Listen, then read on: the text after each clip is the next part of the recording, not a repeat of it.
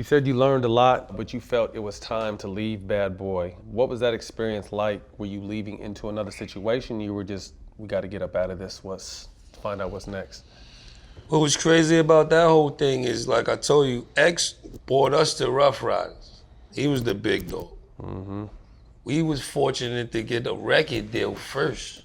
You know what I mean? If we didn't have real love, that could have went all wrong, because he could have been like, I put these niggas on. Yeah. You know what I'm saying? But he wasn't.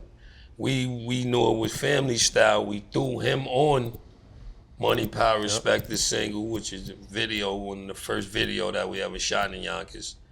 After that, shortly came Get At Me Dog, which led him to get his Def Jam deal and let Rough Riders get a label. So while we caught the first deal on Bad Boy, Rough Riders was always our manager. Okay. So once the ball started rolling and now they got the label, we couldn't wait to go back over there, because that was like just going back home. Right. So then with the turmoil on Bad Boy, we like, yo, we gotta try to get back to the crib. And you know, with the powers of the Lord and power of Allah, excuse me. Alhamdulillah. And you know, the people, we made it back. How did Puff handle all that though?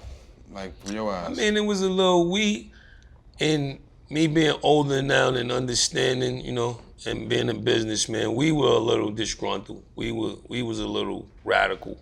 But we knew only power we had were the streets. Right. We couldn't go into a litigation war. His money is like peoples from Shaft, train smokers.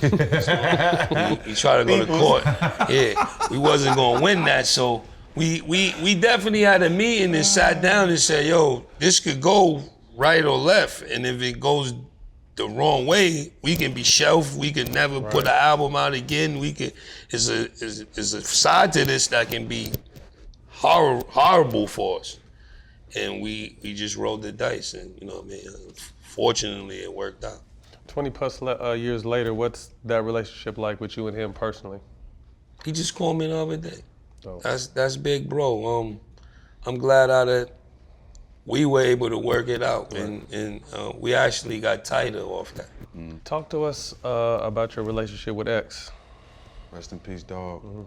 The dog was just different, man. The dog was different. Dog would come through and get out and go to the liquor store and sit there and miss a whole movie set or something just off the love, like his love. Whoever met the dog, if you ever got a chance to meet him, you felt like you knew him. The same like Mary, him and Mary got a similar persona after you meet him, like you felt like you know him. And that's just how the dog was. He didn't care about money, he didn't care about fame, he just cared about genuine love. You know what I mean? What was the turning point for you after experience, group success, with folks you came up with? What made the decision to jump to solo and give that a shot?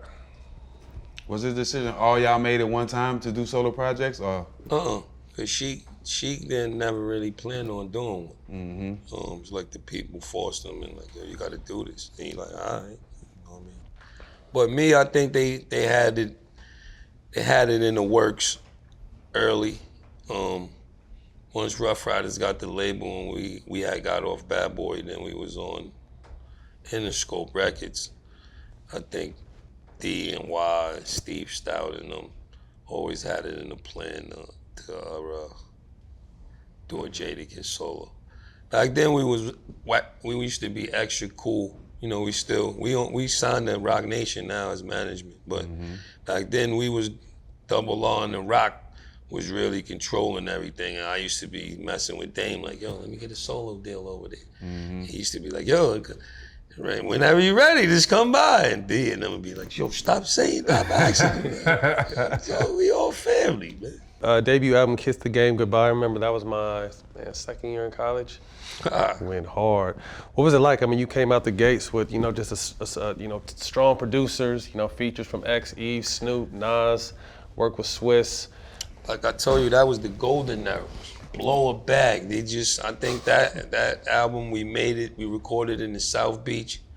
I think it was in one of Al Capone's old cribs. The energy was right. Yeah, we down there for a few months recording, just living, blowing money. Then I got a nice percentage of the album done. Came back to New York for maybe a week. Then we went to LA. I finished it up in LA. It was just the golden era. It's like they was doing PPP loans back then. Everything was greenlit. Yeah, huh? everything was greenlit.